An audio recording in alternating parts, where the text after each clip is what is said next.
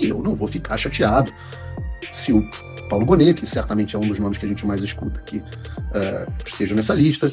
Eu não vou ficar chateado se o Gilmar Mendes, como diz a reportagem do Globo, estiver nessa lista. Eu não vou ficar chateado se os agentes e delegados da Polícia Federal estiverem nessa lista. Eu não vou ficar chateado até se o Davi Alcolumbre estiver nessa lista. E aí a gente vai ver se o pessoal que estava rindo do Eduardo no jantar vai continuar achando tudo isso engraçado. Vão ter 120 dias de choro e ranger de dentes depois de verem o que vai acontecer com o Alexandre. Fala pessoal, sejam bem-vindos. Começando mais um vídeo recheado de informações importantíssimas. Mas antes, inscreva-se agora mesmo no canal, deixe o seu like e compartilhe esse vídeo com o máximo de pessoas. Assim você vai estar me ajudando demais. Giro na tela e notícias a seguir.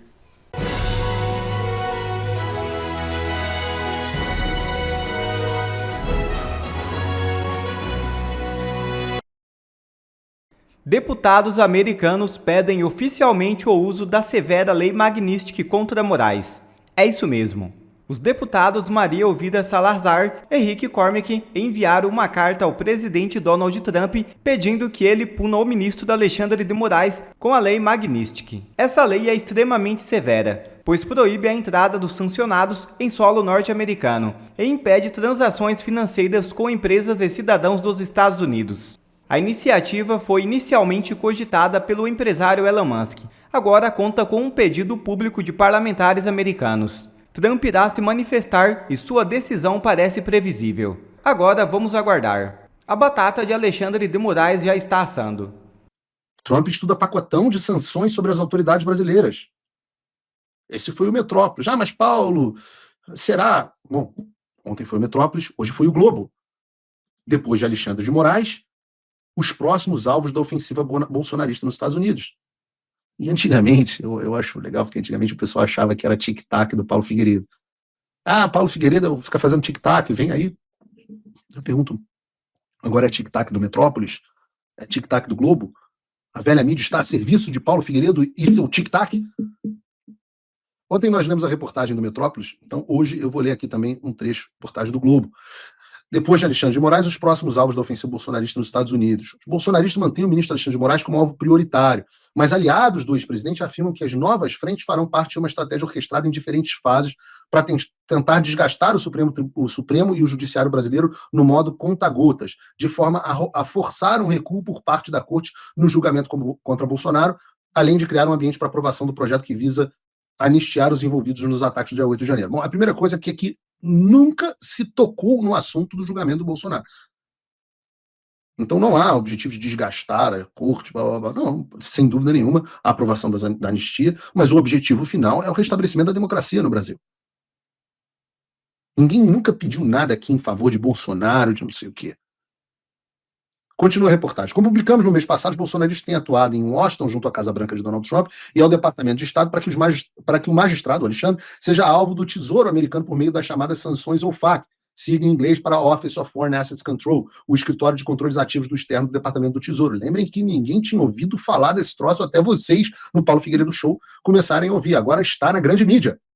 E eles explicam, de acordo com a lei americana, as restrições da OFAC devem ser adotadas por instituições financeiras e empresas mundo afora, que estão sujeitas a sanções secundárias caso mantenham operações com alvos dos Estados Unidos. Isso significa que, mesmo que o alvo não tenha bem nos Estados Unidos, os alvos ainda podem ser afetados caso o pedido seja acatado pelo governo americano. Olha aí, rapaz, boa informação do Jornal Globo. Uma vez que afeta conta correntes, poupanças, cartões de créditos e demais serviços, este tipo de sanção é apelidada informalmente no país de pena de morte financeira. Desde fevereiro, aliados de Bolsonaro têm trabalhado junto a congressistas do Partido Republicano para a elaboração de uma carta a ser entregue a Trump e ao secretário de Estado Marco Rubio, defendendo a inclusão de Moraes na lista da OFAC. Verdade, e vamos tratar mais sobre isso daqui a pouco. A equipe do Globo apurou que diferentes minutas têm sido estudadas pelo grupo. Verdade. O texto final deve prever um prazo de 60 a 120 dias para que, caso sejam adotadas punições contra Moraes, Rubio e o secretário de Tesouro, Scott Bessent, apresentem a Trump uma nova lista de pessoas a serem sancionadas caso necessário. Talvez não seja Rubio e Scott Bessent, talvez seja Mike Waltz, o National Security Advisor, talvez seja o Rubio e National Security Advisor, não sei. É justamente nesta etapa que seriam incluídos os nomes do procurador-geral brasileiro, visto por bolsonaristas como o caso mais sólido por ser autor da denúncia da trama golpista, e de Gilmar, decano do STF, e Barroso, presidente do Supremo. Aí diz a reportagem. Entre os denunciados por Gonê está o jornalista brasileiro Paulo Figueiredo. Paulo Gonê é o apóstolo, que também é cidadão americano. E, em última instância, bolsonaristas acreditam que as relações históricas entre o Brasil e os Estados Unidos poderiam se aplicar ao mesmo contexto de Israel, isso é muito importante, nas sanções contra a Haia, assim como a proximidade de Trump com Bolsonaro, ao exemplo de Netanyahu. Já explico isso melhor. Gilmar, por sua vez, é visto como o articulador mais poderoso dentro do Supremo, além de ter sido padrinho da indicação de Gonê para a PGR em 2023. Alinhado ao Alexandre de Moraes e ao ministro Flávio Dino, indicado por Lula, o decano é visto por bolsonaristas como fiel da balança na coalizão da corte em torno de Moraes e na própria dinâmica interna na corte. Barroso, por outro lado, presidirá o STF até outubro de 2025, período que deve compreender boa parte dos julgamentos de Bolsonaro no tribunal. O texto a ser assinado por deputados e senadores republicanos, entregue a Trump e Marco Rubio, deve ocorrer nas próximas semanas. Já a cronologia da inclusão Já a cronologia da inclusão de outros brasileiros como Gonê, Gilmar e Barroso dependerá da reação institucional às eventuais sanções contra Moraes, segundo brasileiros envolvidos na costura explicaram a equipe do blog. Esta etapa, portanto, pode levar meses, segundo um deles. Mas o roteiro da ofensiva já está traçado, de olho na tramitação célere do plano do golpe no Supremo. As sanções ou FAQ são amparadas por uma legislação popularmente conhecida como a Lei Magnitsky, criada no governo Barack Obama de 2009 a 2017, para autorizar esse tipo de punição a autoridades estrangeiras violadoras de direitos humanos. Nos bastidores, bolsonaristas envolvidos na estratégia têm defendido que as sanções se concentrem nos alvos do judiciário e não atinjam seus familiares, ao contrário das restrições impostas por Trump a autoridades na Colômbia em janeiro. Também tem apelado para que não haja sanções comerciais contra o Brasil. Tudo absolutamente correto. Tudo absolutamente correto. Ou pelo menos substancialmente correto. Tem procedência. Obviamente, como a reportagem diz, isso não é algo pelo qual as pessoas devam ficar ansiosas. Já aviso que não vão ser 72 horas. Né? Todas essas coisas ainda estão sendo debatidas. Todo o processo é um processo lento. Né? Você tem discussão de minuta, a discussão da minuta, depois feita pelos órgãos que produtores de política pública, eles passam pela revisão de figuras estratégicas, como o Conselheiro de Segurança Nacional, como o próprio secretário de Estado, ou não, ou o Trump decide não passar por ninguém, mas certamente passam pelo White House Counsel, que é uma espécie de advocacia da Casa Branca, que é quem verifica se as minutas estão no formato adequado, se viola alguma lei, etc, etc. O que eu posso dizer para vocês é que eu já vi o material que está baseando essas ações. E eu posso dizer para vocês que é mais ou menos, não estou dizendo que é esse aqui, tá? Mas é mais ou menos um troço desse tamanho. Então não chega a ser assim.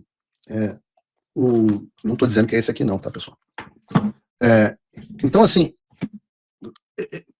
não chega a ser do tamanho do inquérito das fake news, mas são, talvez, milhares de páginas consubstanciadas, com cópias de decisões do Alexandre, com cópias de reportagens na imprensa, da grande imprensa, com cópias de declarações, com cópias de testemunhos, contém meu testemunho, por exemplo, dentro do Congresso americano, com cópias de declarações de autoridades, com cópias de julgamentos, com cópias, por exemplo, das respostas da Interpol, do próprio Departamento de Justiça. A gente está falando de algo absolutamente consubstanciado, não é algo tirado da orelha, não é algo feito de forma madura. Às vezes acho que tem gente que acha que a impressão é que a gente bate lá na porta e fala assim: Trump, sanciona aí o Xandão, pô, na moral. Não é isso. Né? O processo é um processo burocrático. E é por isso que demora tempo. Né? Ontem, na nossa reunião de patronos, um patrono me perguntou assim: poxa, Paulo, por que sancionaram o cara do Tribunal Penal Internacional no primeiro dia do governo Trump e o Alexandre, a gente está demorando tanto tempo, vai demorar tantos meses? Eu falo, porque a organização dos israelenses, né, dos judeus, atrás de quem foi o cara do Tribunal, o Karim Khan, do Tribunal Penal Internacional, a organização deles é muito superior à nossa. A quantidade de recursos que eles têm, o lobby deles é gigantesco. A gente está aqui, basicamente, eu e Eduardo, de vez em quando alguns deputados nos apoiam e tal, mas não tem muito mais gente que isso. Agora a gente começou a ter uma estrutura mais profissional, mas tudo isso é muito custoso. E os judeus aqui têm a comunidade brasileira nos Estados Unidos ainda é muito incipiente. É algo que precisa ser organizado. Agora, qual é a ideia central? Né? A ideia central é que você tenha um foco inicial no Alexandre de Moraes. Da mesma forma que a ordem executiva que o Trump sancionou contra o Karim Khan, que é esse promotor do Tribunal Penal Internacional, seria uma ordem muito parecida com o caso do Alexandre. Vários dispositivos, inclusive, deveriam ser, ou devem ser, aproveitados para o caso Alexandre. Para vocês terem uma noção, vejam só como começa o texto da ordem executiva que sancionou o Karim Khan e digam se há alguma semelhança com o que a gente pretende. Diz assim a ordem executiva, coloca aí na tela para a gente, Bruno. Portanto, eu, Donald Trump, determino que qualquer esforço do Tribunal Penal Internacional para investigar, prender, deter ou processar pessoas protegidas, conforme definido na seção 8D desta ordem, constitui uma ameaça incomum e extraordinária à segurança nacional e à política externa dos Estados Unidos. Por meio deste, declara uma emergência nacional para lidar com esta ameaça. Passa para a câmera 2, Bruno. Wink, wink. Antes da gente continuar, vale explicar que um dos grupos protegidos por essa seção 8D são as chamadas United States Person, ou seja, nos termos da ordem executiva, diz a ordem executiva, qualquer cidadão dos Estados Unidos, residente permanente legal, entidade organizada sob a lei dos Estados Unidos ou de qualquer jurisdição dentro dos Estados Unidos, incluindo uma filial estrangeira, subsidiária ou funcionário de tal entidade, ou qualquer pessoa legalmente presente nos Estados Unidos, a menos que os Estados Unidos forneçam consentimento formal à jurisdição do TPI sobre essa pessoa. Câmera 2, Bruno. Wink, wink. No nosso caso, seriam as pessoas. Eu, Alan dos Santos, Constantino, Ludmilla, Monark, Jason Miller, Chris Pavlovski, Elon Musk, quem mais? Michael Schellenberger, todos os protegidos pela jurisdição americana, atrás de quem o Alexandre está indo, mas também as empresas. X, Meta, SpaceX, Microsoft, que mais? Todas elas, Google, todas elas. Se continuarem as investigações ilegais, as denúncias ilegais, etc., etc., o que aconteceria em tese? Lembrando que esta não é a ordem executiva do Alexandre, mas é um bom exemplo de como seria uma ordem executiva do Alexandre. O que diz a ordem contra o Karim Khan? Seção 1. Todos os bens e interesses em bens que estão nos Estados Unidos, que futuramente venham a estar nos Estados Unidos, ou que estão, ou futuramente venham a estar na posse ou controle de qualquer pessoa dos Estados Unidos, das seguintes pessoas estão bloqueados e não podem ser transferidos, pagos, exportados, retidos ou de outra forma negociados. Aí está o nome do Karim Khan. Seção 3. As proibições na seção 1A desta ordem incluem a realização de qualquer contribuição ou fornecimento de fundos, bens ou serviços para ou em benefício de qualquer pessoa cujos bens e interesses em bens estejam bloqueados nos termos da seção 1 desta ordem. O CB, recebimento de qualquer contribuição, financiamento de fundos, bens ou serviços de qualquer pessoa. E a ordem executiva é bem grande, eu recomendo a leitura integral, peço aqui para a Surreli, inclusive encaminha no nosso grupo de patrões para as pessoas terem conhecimento, mas basicamente ela diria o que aconteceria com o Alexandre quando ele for sancionado, que é todo o dinheiro dele em qualquer banco do mundo, qualquer lugar onde ele tem ativos, ou opere nos Estados Unidos, ou seja, todos os bancos do mundo, todas as instituições financeiras do mundo, vai ser bloqueado. Assim como, claro, óbvio, todos os ativos que ele tem nos Estados Unidos. E aí é que entra a beleza. Qualquer pessoa que fizer uma contribuição para ele, um Pix solidário igual do Bolsonaro, entra junto. Mas não é só isso. Se você ligar agora, você vai receber a seção 5 da ordem executiva, que diz assim: dentro de 60 dias, a partir da data desta ordem, o secretário do Tesouro, em consulta com o secretário de Estado, deverá apresentar ao presidente um relatório sobre pessoas adicionais que devem ser incluídas no escopo da seção 1 dessa ordem. E é isso que a reportagem do Globo está dizendo que vai acontecer com o Brasil. A ordem é contra o Alexandre, e você tem um prazo, que eu imagino que sejam de pelo menos 120 dias, pelo menos é o que eu tenho pleiteado, 120 dias, para que se avalie quem mais vai sofrer pena de morte financeira. E é por isso que eu tenho dito, é a bomba de Hiroshima, se destrói Hiroshima e fala, olha, é isso que acontece com quem vai contra os Estados Unidos. Vocês querem continuar a guerra? Ok. Bom, Nagasaki. Vocês querem continuar a guerra? Esse é o caminho. E olha, eu normalmente, assim, meu instinto natural é um instinto pacifista. Eu espero que o Alexandre sofra as sanções, isso dê espaço para as instituições brasileiras responderem e que essa rede que tem dado suporte ao Alexandre, essas pessoas que jantaram na casa dele ontem, talvez parem de atender o telefone e talvez parem de jantar na casa do Alexandre. Mas talvez não. E eu não vou ficar chateado se o Paulo Bonet, que certamente é um dos nomes que a gente mais escuta aqui, esteja nessa lista. Eu não vou ficar chateado se o Gilmar Mendes, como diz a reportagem do Globo, estiver nessa lista. Eu não vou ficar chateado se os agentes e delegados da Polícia Federal estiverem nessa lista. Eu não vou ficar chateado até se o Davi Alcolumbre estiver nessa lista. Mas, Paulo, por que o Davi Alcolumbre estaria nessa lista? Afinal, ele não participou da perseguição. Vejam, deixa eu ver se eu consigo voltar aqui no texto do meu teleprompter para ler o texto da lei. Essa tem uma parte interessante aqui. Eu queria achar aqui o trecho especificamente aqui, de qualquer pessoa que. Eu vou perder no texto do teleprompter. Mas o meu ponto é que qualquer pessoa que ajude ou dê cobertura a essa perseguição sofre as consequências. E aí, por exemplo, digamos que haja um pedido de impeachment ao Alexandre de Moraes feito pelo Senado, e que o presidente do Senado resolva sentar em cima desse pedido de impeachment, bom, aí ele está auxiliando aquele que está violando os direitos humanos. Logo, ele também fica sujeito às mesmas sanções, em tese.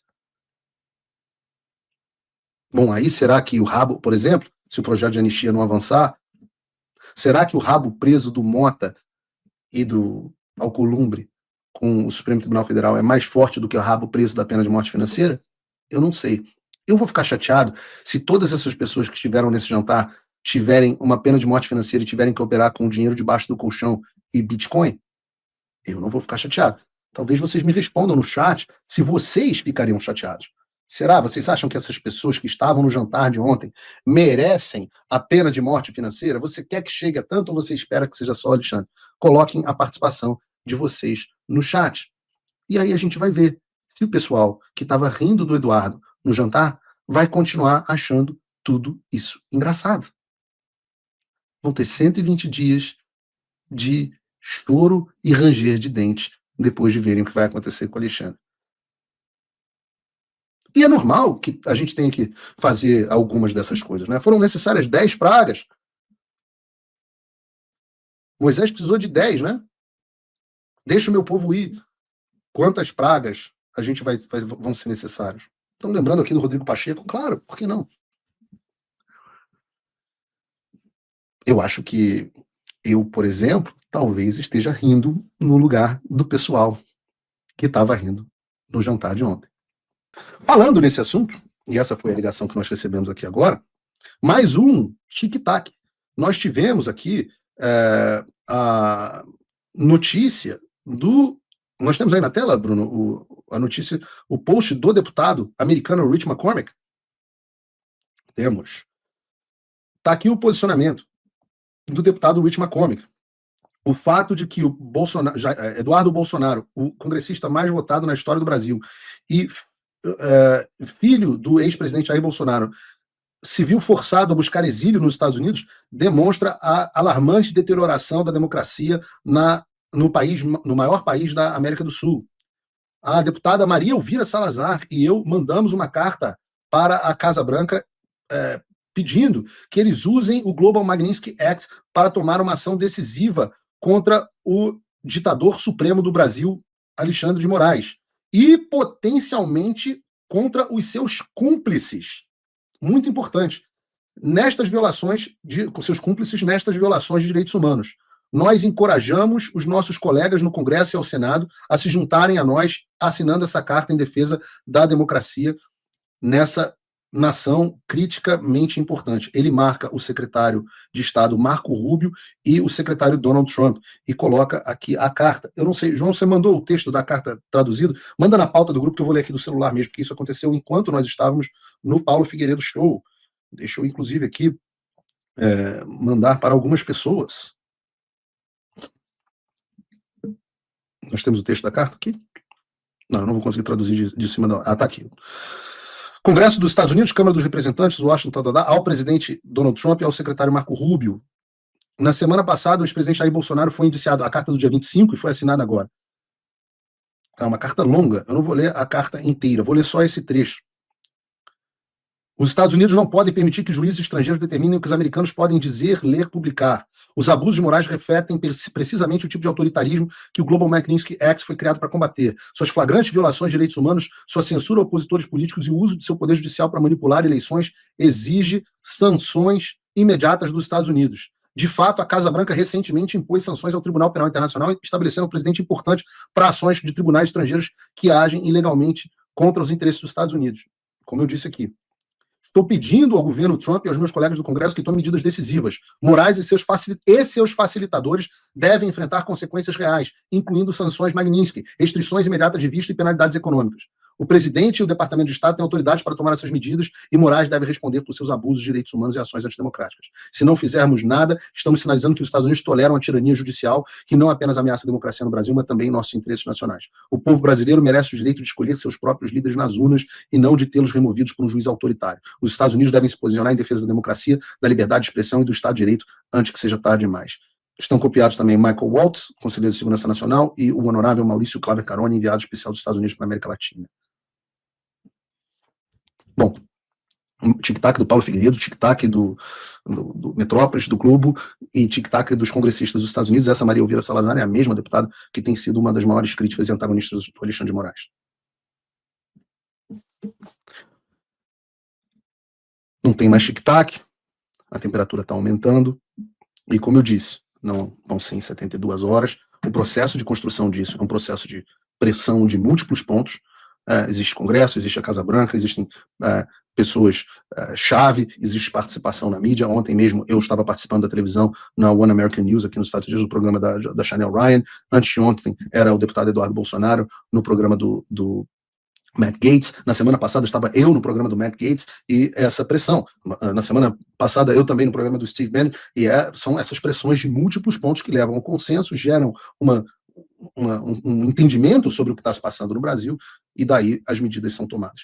E isso também exige um processo de convencimento e entendimento da sociedade brasileira. E é por isso que é impressionante que nós tenhamos furado a bolha, e assuntos que antes eram discutidos somente no Paulo Figueiredo Show, hoje já são discutidos na grande mídia. Como vocês acham que essas pessoas que não tinham ideia do que era o FAC, do que era a Lei Magnitsky, de como funcionava o processo de visto, quem eram os deputados, Maria Salazar, etc., hoje isso está na boca do povo, e furou a bolha. Está na mídia mainstream, na velha mídia, na mídia legada.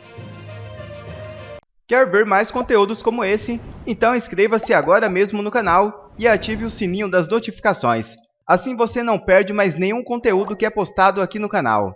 E também já deixe o seu like para o YouTube ajudar a divulgar o nosso trabalho. Fico por aqui e que Deus abençoe a todos. Brasil acima de tudo e Deus acima de todos.